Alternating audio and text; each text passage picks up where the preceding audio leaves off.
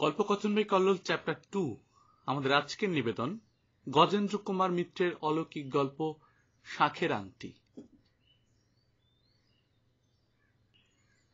একই সঙ্গে মানুষের মনে এমন আশা আর আশঙ্কা দেখা দেয় এমন প্রবলভাবে একই ঘটনাকে উপলক্ষ করে তা জানত না পরমেশ। দিতে পারে এমন ধারণাও ছিল না। দুটো অনুভূতি এখানে স্পষ্ট। আশঙ্কাটা স্বাভাবিক, কিন্তু আশাটা বড়ই কলঙ্কজনক, কলুষিত মনের পরিচায়ক। সেটার অস্তিত্ব স্বীকার করলে মাটির সঙ্গে মিশে যেতে হয় লজ্জায়। দেওয়ালে মাথা ঠুকে মরতে ইচ্ছে করে, অথচ তা অস্বীকার করার সাহস নেই ওর। বড়ই স্পষ্ট, বড়ই প্রত্যক্ষ। ঘটনাটা খুব সামান্য অবশ্য। ওর ডান হাতের কনিষ্ঠায় যে শাখার আংটিটা ছিল সেটা খুঁজে পাওয়া যাচ্ছে না। এ নিয়ে এতটা বিচলিত হওয়া আপাত দৃষ্টিতে বড় হাস্যকর। চায়ের পেয়ালায় তুফান তোলার মতো। 6 আনা দামের আংটি, আছেও হাতে অনেক বছর। এখন অবশ্য হয়তো আর 6 আনায় পাওয়া যায় না।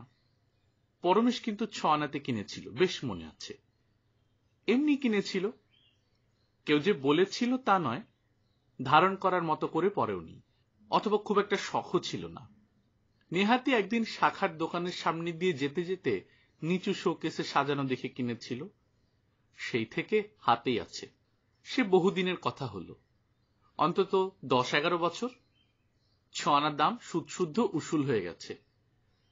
তবু যে সেই সামান্য আংটিটা হারানো নিয়ে ওর মনে এমন প্রচন্ড তুফান উঠেছে, দুই বিপরীত মনোভাবের এমন বিপুল সংঘাত, তার কারণ আছে। কাকতালীয় হয়তো হয়তো ভেবে ভেবে বার করেছে বলেই সব ঘটনাগুলোকে নিজের চিন্তার অনুকূলে ব্যাখ্যা করেছে। তবু এই ধারণাটা তার মনের মধ্যে ক্রমেই দৃঢ়মূল হয়েছে। এখন আর তাকে বিদায় দেয়া বা ভুলে যাওয়া সম্ভব নয়। এই আংটিটা তার হাত থেকে কখনো খোলে না, টানাটানি করেও খুলতে পারা যায় না। তবু অজ্ঞাত কারণে হারায় এক এক সময়। আর যখনই হারিয়েছে তখনই একটা না একটা অমঙ্গল ঘটেছে, অনিষ্ট হয়েছে, প্রাণহানি হয়েছে। এমনই বিচিত্র ব্যাপার যে দুর্ঘটনাগুলো ঘটে যাবার পর আবার ফিরে পেয়েছে আংটিটা। ফলে আংটিটা যে তার শুধু প্রিয় হয়ে উঠেছে তাই নয়, এটাকে নিজের অজ্ঞাতসারেই কতটা এক ধরনের রক্ষা কবচ বলে ভাবতে শুরু করেছে। বরং এক এক সময় তার ভয়ই হয় আংটিটার দিকে চেয়ে। কোন ভাগ্য এটা এমন করে জড়ালো তার জীবনের সঙ্গে? এ কোন দেবতা তার কাছে পাঠিয়ে দিয়েছেন? কোন নিয়তি? আংটিটাকে মধ্যে মধ্যে তার সজীব পদার্থ বলে মনে হয়, যেন ওর জীবন, ওর চিন্তা, ওর সমস্ত ভবিষ্যৎ দেখতে পাচ্ছে আর কৌতুকের হাসি হাসছে। একটা এই সামান্য জিনিস এমন ভাবে ওর দেহের অংশীভূত হয়ে গেল, ফেলতে গেলে ফেলা যায় না, ফেলবার সাহসও নেই আর। এ কি জ্বালা হলো ওর! একদিন রাগ করে মনের আতঙ্ক থেকে অব্যাহত পেতেই খুলে ফেলতে গেছে, খোলা যায়নি। সাবান দিয়ে, তেল দিয়ে অনেক রকমের চেষ্টা করেছে, খুলতে পারেনি। যেন সহজাত কবচ কুণ্ডলের মতোই চামড়ার সঙ্গে মিশে গেছে ওর। কেটে না ফেললে এর থেকে মুক্তি নেই। অথচ হারায় যখন, নিশ্চয়ই খুলে পড়ে যায়। কখন যায়, কেন যায় তাও বোঝে না। প্রথম পড়েছিল যেদিন, সেদিন ওর সেজ ভাই বিজয়েশ স্কুল থেকে ফেরার পথে লরি চাপা পড়ে। 7 দিন হাসপাতালে ছিল। চেষ্টা বা চিকিৎসার কোনো ত্রুটি হয়নি। অসংখ্য অস্ত্রোপচার হয়েছে, তবু বাঁচাতে পারা যায়নি। 8 দিনের দিন মারা গেছে। এই 8টা দিন খুব একটা খোঁজাখুঁজি করার সময় পায়নি, সত্যি কথা। তবে মাঝে মাঝেই ঘর, বাথরুম, খাবার ঘর, বারান্দা, নিজের বিছানা, যেখানে যেখানে পড়া সম্ভব খুঁজে দেখেছে, কোথাও পায়নি। কিন্তু ভাইকে দাহ করে শ্মশান থেকে ফিরে সদরের বাইরে নিমপাতা আর মটর ডাল দাঁতে কেটে আগুন ছুঁয়ে ভেতরে যাবে, খালি পায়ে কি একটা ঠেকলো। হেট হয়ে দেখল সেই শাঁখার আংটিটা। কেমন করে ওখানে এলো, কে ফেললো, আর কারো চোখে পড়ল না কেন? এসব প্রশ্নের কোনো সদুত্তরই মিলল না। বাড়ি শুদ্ধ সকলকে জেরা করেও না। তারপর বছর 2 আর কিছু হয়নি, হঠাৎ আবার একদিন হারালো আংটিটা। তখন আংটির সঙ্গে কোনো দুর্ঘটনার যোগাযোগ থাকতে পারে এমন কথা মাথাতে যায়নি ওর। কিন্তু এ বিষয়ে কোনো সংশয় দেখা দেয়নি। তাই আংটিটা এদিক ওদিক খুঁজেছে, কিন্তু আতঙ্কগ্রস্ত হয়নি। বরং একের সময় মনে হয়েছে অনেকদিন তো পড়ল, এবার যায় তো যাক, আর একটা নতুন হবে। পরের দিনই খবর এসেছে দেশে ওর জ্যাঠতুতো ভাই দেবেশদা ওদের পৈতৃক বাড়ির যে অংশে থাকতেন সে অংশের দুটো ঘর পড়ে গেছে কদিন অহরাত্র বৃষ্টির ফলে, এবং দেবেশদার দুটি ছেলেই মারা গেছে দেয়াল ও ছাদ চাপা পড়ে। সেকালের ভারী ভারী শালের কড়ি আর ডবল টালি তার চাপে থেতলে গেছে বাচ্চা দুটো। খবর পেয়েই ওরা সকলে দেশে চলে গিয়েছিল। দিন সাতেক পর যখন ফিরল, সেদিনই ছেড়ে যাওয়া ময়লা শার্টটা কাচতে দিতে গিয়ে অভ্যাস মতো পকেটে হাত ঢোকাতেই হাতে পড়ল আংটিটা। এইবার বেশ একটু ভাবিয়ে তুলল পরমেশকে। হাত থেকে খুলে পড়লে মেঝেই পড়বে, বিছানায় পড়বে, কিংবা কল ঘরটরে, সে সমস্ত জায়গাতেই কয়েকবার খুঁজে দেখেছে তন্ন তন্ন করে, কোথাও পায়নি। পকেটে যাবার কোনো কারণ নেই, ইচ্ছে করে খোলেনি যে পকেটে রাখবে। তাছাড়া ময়লা জামার পকেট থেকে সে নিজে পয়সা, কাগজপত্র, রুমাল বার করে নিয়ে গেছে। যতদূর মনে পড়ছে ভালো করে দেখেছিল, আর কিছু পড়ে রইল কিনা, থাকলে তো তখনই হাতে ঠেকত। তবে সংশয়টা সেই প্রথম দেখা দিয়েছিল ওর মনে, তবু তখনই ততটা আমল দেয়নি। যত স্পষ্ট হয়েছে, আকার ধারণ করেছে, ততই দূরে ঠেলে দিয়েছে। তবে তৃতীয়বার যেদিন হারালো, সেদিন যাকে বলে তোল মাটি ঘোল করা, তাই করেছে সে। কোথাও খুঁজতে বাকি রাখেনি। সবাই মিলে খুঁজেছে বাড়ি শুদ্ধ, কিন্তু কোথাও চিহ্ন পর্যন্ত দেখা যায়নি। পরের দিন বাবা আপিসে গিয়ে শুনেছেন তারা গভর্নমেন্ট টেন্ডারে আসামে যে মাল পাঠিয়েছিলেন সে মাল মান অনুযায়ী নয়, মানে যে নমুনা দেওয়া হয়েছিল সেরকম হয়নি, এই অজুহাতে ফেরত এসেছে। যাতায়াতের সব খরচ ওদের, টেন্ডারের টাকাও বাজেয়াপ্ত হয়েছে। ছোট ব্যবসা তার, এমনিতেই নানা কারণে টালমাটাল যাচ্ছিল, তার উপর এতগুলি টাকা লোকসান, সর্বশান্ত হবার উপক্রম। সরকারি হিসাবের বাইরেও খানিকটা খরচ হয়েছে, ঘুষ দিতে হয়েছে। ঘুষ ছাড়া সরকারি ঠিকা পাওয়া যায় না। আসলে ঘুষ কিছু কম দিয়েছিলেন বাবা, তাই ঠিকা নাকচ হয়ে গেছে। অপরে নিশ্চয়ই বেশি ঘুষ দিয়েছে, কিন্তু তবু খানিকটা টাকা তো দিতেই হয়েছে, তার পরিমাণও নেহাত কম নয়। সেটাও বাজে খরচে গেল। আরো মুশকিল, এসব খরচ ইনকাম ট্যাক্স বিভাগ মানবে না। এই ধাক্কা বাবা সামলাতে পারলেন না। 3-4 দিন পরেই সেরিব্রাল থ্রম্বোসিস হলো। 4 ঘন্টার মধ্যে সব শেষ। এবার আংটিটা পাওয়া গেল শ্রাদ্ধ শান্তি শেষ হবার পর, নিয়ম ভঙ্গের দিন। দেরাজে কিছু খুচরো টাকা ছিল, 3-4 খানা 10 টাকার নোট। দরকার পড়তে বার করতে গিয়ে দেখলেও সেখানে যেন কেউ সযত্নে আংটিটা রেখে দিয়েছে, নোট কখানা চাপা দিয়ে। এরপর একেবারে ওর বিয়ের সময়। ততদিনে ওর রীতিমতোই ভয় ধরে গেছে। সর্বনেশে আংটিটা কোনো মতে ভেঙে ফেলে দিতে পারলে বেঁচে যেত। কেবল বৃহত্তর কোনো অনিষ্টের আশঙ্কাতেই পারে না, সাহসে কুলোয় না। কিন্তু এবার যখন হারালো, তখন আর ফেরবার সাহস নেই। যাত্রা করে বেরোচ্ছে, গাড়িতে উঠেছে, তখন নজরে পড়ল হাতে আংটিটা নেই। নিমেষে হিম হয়ে গেল বুকের মধ্যেটা। একবার মনে হলো দেবেশদার বউ যখন ওর বাবার দারুণ বড় পোখরাজের আংটিটা পরিয়েছেন, তখন হয়তো পুরনো সস্তা দামের জিনিস বলে খুলে রেখেছেন কোথাও। কিন্তু প্রায় সঙ্গে সঙ্গে আবার মনে হলো অত সহজে তো খোলা যাবে না। কত টানাটানি করে, কত সাবান জল দিয়ে যা খুলতে পারেনি, সে আংটি খুলবে আরো টের পাবে না, তা কখনো সম্ভব নয়। তবে তবে যে কি তা ভাবতেও মাথা ঝিমঝিম করে। কিন্তু তখন আর ফেরবার সময় নেই, যাত্রা স্থগিত করারও না। বহু লোক যাচ্ছে সঙ্গে, বাড়িও আত্মীয় কুটুম্বে ভরে গেছে। প্রায় 300 লোককে নিমন্ত্রণ করা হয়েছে বৌভাতে। কাল বাদ পরশুই দিন। এখন বিয়ে বন্ধ করা মানে হাজারো কৈফিয়ত, দাঁড়িয়ে অপমান হওয়া। তাছাড়া সে ভদ্রলোকদেরও জাত যাবার প্রশ্ন আছে। আজকাল যদিও আগের মতো জাত যায় না, কিন্তু কার্য তো সেই রকমই দাঁড়ায়। সুতরাং বসেই রইল পরমেশ স্থির হয়ে। কিন্তু এই ফুলের মালা, এই বরবেশ, এই সাজানো গাড়ি, বন্ধু বান্ধবদের কৌতুক বিদ্রুপ, চারদিকের আনন্দ কোলাহল, সমস্তই যেন একটা অকরুণ পরিহাস বলে মনে হতে লাগলো। সব যেন ম্লান হয়ে গেল আনন্দ উৎসব সমারোহ। আশেপাশে কে কি বলছে তার এক বর্ণ মাথায় ঢুকল না। সংবাদটা পাওয়া গেল পৌঁছবার সঙ্গে সঙ্গে। কলকাতা থেকে মাইল 24 দূরে বিবাহ। শহর কিছু না, বড়জোর গণ্ডগ্রাম বলা যেতে পারে। বিবাহের লগ্ন গভীর রাত্রে বলে ওরা সন্ধ্যাতে রওনা দিয়েছিল। পথে জ্যাম পাওয়ায় পৌঁছতে দেরি হয়েছে। ওরা যখন গেছে তখন রাত প্রায় 9টা। তবু বিয়ে বাড়িতে এমন শোকাভিভূত গৃহের মতো নীরবতা আদৌ স্বাভাবিক নয়। অথচ কেউই নিদ্রাভিভূত নয়, জেগেই আছে। লোকও কম নেই, কিন্তু তারা সবাই চুপ করে গুম খেয়ে দাঁড়িয়ে আছে, পাষাণ মূর্তির মতোই। অধিকাংশেরই মাথা নিচু। মেয়েদের সংখ্যাও যথেষ্ট, সাধারণ বিয়ে বাড়িতে যেমন হয়। তবু বর পৌঁছতে একটা শাঁখ বাজল না, অথবা কেউ ছুটে এলো না গাড়ির চাকায় জল দিতে। ফলে এরাও স্তব্ধ হয়ে গেলেন। অপমানে মুখ কালো হয়ে উঠল সকলের। বর গাড়িতেই বসে রইল। বরকর্তা ছোট কাকা অন্ধকার মুখ করে নেমে এলেন। কারণটা বোঝা গেল প্রায় সঙ্গে সঙ্গেই। পাত্রীর বাবা ছুটে এসে ছোট কাকার হাতটা ধরে হাউ হাউ করে কেঁদে উঠলেন। তার হাতটা ধরে কপালে আঘাত করতে লাগলেন বারবার। সন্ধ্যাবেলায় যখন সকলে নানা কাজে ব্যস্ত, সেই সময় পাত্রী কনে সাজ পরেই কোথায় পালিয়ে গেছে। ওদের যখন খেয়াল হয়েছে, খোঁজ পড়েছে, তখন আর পাওয়া যায়নি কোথাও। তবে কার সঙ্গে পালিয়েছে তা জানতে পেরেছেন, কারণ যে মাস্টার মশাই ওকে পড়াতেন তাকেও সেই সময় থেকে পাওয়া যাচ্ছে না।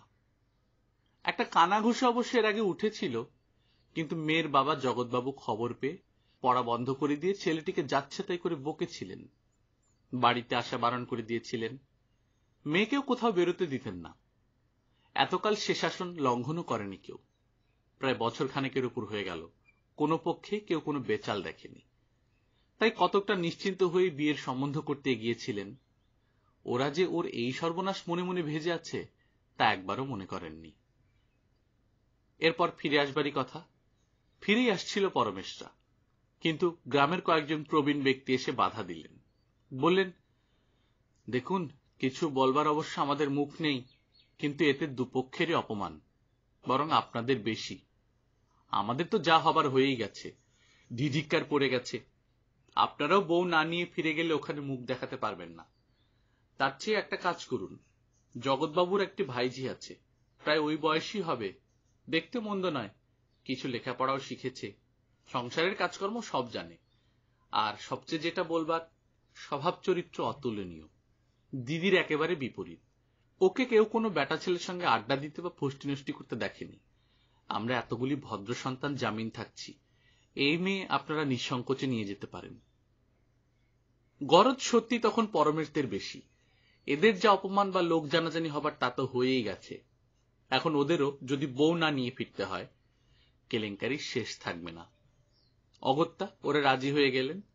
দেবেশদা, ছোট কাকা, মামা সবাই। পরমেশকেও রাজি করালেন শেষ পর্যন্ত।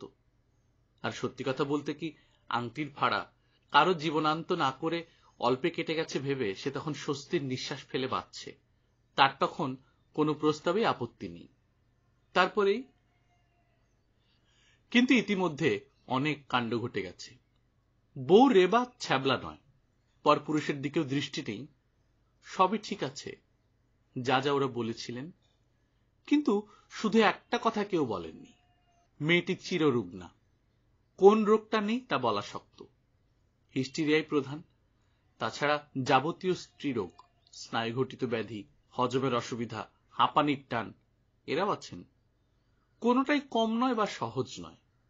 তাও যদি বা চলছিল, এক উৎকট নতুন ব্যাধিতে ধরেছে সম্প্রতি। স্নায়ুগুলো শুকিয়ে আসছে ক্রমশ। গোড়াতে বোঝা যায়নি, ডাক্তাররা নিউরোটিক পেশেন্ট বলে অতটা গ্রাহ্য করেননি।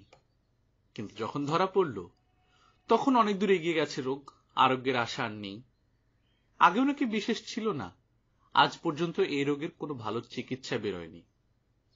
এমনিতেই তো জেরবার, ধনে প্রাণে মরবার উপক্রম। দিনে রাতে দুটি আয়া রাখতে হয়েছে সেবা করার জন্য।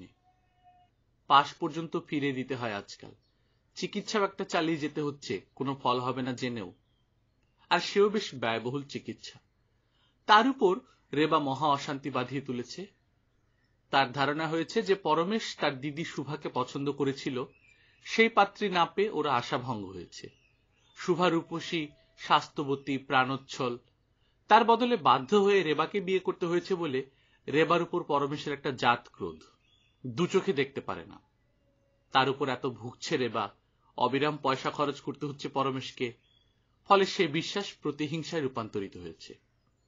পরমেশ ইচ্ছে করে চিকিৎসার নামে বিষ ইঞ্জেকশন দিয়ে এমন মহাব্যাধি ধরিয়ে দিয়েছে। পরমেশ প্রথম প্রথম অনেক বুঝিয়েছে, সুভাকে সে নিজে গিয়ে দেখেনি, সুতরাং তার পছন্দ করার প্রশ্নই উঠছে না। একথা নানা রকম দিব্যি গেলে বলেছে বারবার। মরা বাবা মার নামে, মা কালীর নামে দিব্যি গেলেছে। তাছাড়া বিষ দেওয়া সম্ভব নয়, এই জন্য যে বড় বড় ডাক্তার 32 টাকা 64 টাকা ভিজিটের ডাক্তার দিয়ে চিকিৎসা করিয়েছে পরমেশ। ওর কথায় তারা বিষ দেবার ঝুঁকি নিতে যাবেন কেন খামোখা? তাদের ঘুষ দিতে গেলে লাখ টাকা অন্তত ঘুষ দিতে হয়, সে টাকা ওর কই? বোঝাবার চেষ্টা করেছে প্রাণপণী, প্রাণের দায়ী বলতে গেলে, কিন্তু রেবা কোনো যুক্তিতেই কর্ণপাত করেনি। প্রকাশ্যে সকলের সামনে গালাগাল দেয়, তুমি পিশাচ, তুমি রাক্ষস, আমি মলে আমার মরাটার বুকের উপর নাচবে ধেই ধেই করে। তোমাকে বেশ চিনে নিয়েছি, আরেকটা বিয়ে করার জন্য ছটফট করছো, তাকে আমি জানি না? ক্রমশ এটা বেড়েছে, পাগলামিতে পরিণত হয়েছে। কথা কইতে এখন রীতিমতো কষ্ট হয়, তবু অকথ্য কুকথা, গালিগালাজ এসব করে যায় স্বামীকে। দিনরাত সাপসাপান্ত করে। বিরক্তি তো আছেই, অপমানও বড় কম নয়। ঝি চাকর আয়ার সামনে এইসব বলে, অশান্তির শেষ থাকে না। আয়ারা বিরক্ত হয়, কাজ ছেড়ে দেবার ভয় দেখায়। অনেক অনুনয় বিনয় করে টাকা বাড়িয়ে দিয়ে রাখতে হয় তাদের। ঝি চাকরও তাই। শেষে এমন একটা সময় আসে যে সত্যি সত্যি স্ত্রীর মৃত্যু কামনা করে পরমেশ। আর তো কোনো আশাই নেই, গলা পর্যন্ত বুঝে আসছে। ডাক্তাররা শক্ত খাবার দিতে বারণ করেছেন। ভাত চটকে দুধে গুলে ঝিনুকে করে খাওয়ানো। পৃথিবীর কোনো সুখ, কোনো সম্ভোগই আর ওর অদৃষ্টে নেই। কোনো সৌভাগ্য কোনোদিন আসবে না জীবনে, কোনো আনন্দের স্বাদ পাবে না। তবে আর কেন এই মিথ্যে কষ্ট পাওয়া? ওরও এদেরও। দৈহিক যত না হোক, মানসিক কষ্টটাই অসহ্য। দিবারাত্র এই বিরক্তি, দুশ্চিন্তা এবং নিজের মাইনে করা দাসদাসীর কাছে এই অপমান। তারা যে আড়ালে কি পরিমাণ হাসাহাসি করে তা কি আর বোঝে না পরমেশ? প্রথম প্রথম চিন্তাটা মাথায় আসার সঙ্গে সঙ্গে শিউরে উঠত, দুহাত দিয়ে ঠেলে বার করে দিতে চাইতো মন থেকে। কিন্তু পাপের বীজাণু সহজে মরে না। কোনো কোনো চর্মরোগের মতো নিশ্চিহ্ন করে দিলেও আবার এক সময় মাথা তোলে। ওর এই চিন্তাও একটু একটু করে বাসা বাঁধে। কিছু পরে সেটা স্থায়ী বাসায় পরিণত হয়, ক্রমে প্রাধান্যও পায়।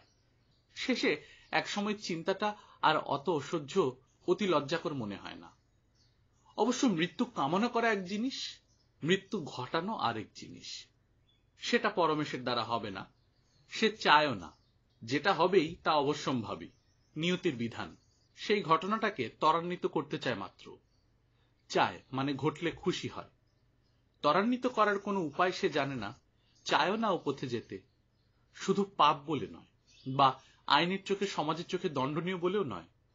এরকম কোন নৃশংস কাজ করা ওর শক্তির বাইরে। না, বিষ খাওয়াতে পারবে না, গলাও টিপতে পারবে না। ওর দিকে চাইলে এখন তার মায়াই হয় বরং। শারীরিক কোনো উপায় নয়, সে নিজে কোনো মৃত্যু ঘটাতে পারবে না। এছাড়া যদি কোনো উপায় থাকে, প্রার্থনাতে যদি হয়, তো সে রাজি আছে। ভগবান, ওকে মুক্তি দাও, ওকে আর আমাদেরও। এর মধ্যেই হঠাৎ একদিন আংটিটার দিকে নজর পড়ল। এটা যদি হারাতো কোনো মতে। এতবার তো হারালো, আরেকবার হারাতে পারে না। অবশ্য হারালেই যে অনিষ্ট বা অমঙ্গল এই পথে আসবে তার কোনো অর্থ নেই। কিন্তু সে সম্ভাবনা পরমেশ ভাবতেও চায় না। চায় না বলেই মাথাতেও আসে না। সে শুধু কি করে হারানো যায়, এটা অন্তত খুলে ফেলা যায়, সেই চিন্তাই করে। নতুন করে চেষ্টা শুরু করে আবার। সাবান দিয়ে দেখে, লুব্রিকেটিং তেল দিয়ে আস্তে আস্তে চুড়ি খোলার মতো করে ঘুরিয়ে ঘুরিয়ে দেখে। শেষে একসময় আঙুলের উপর নোড়া দিয়ে ঘা দেয়।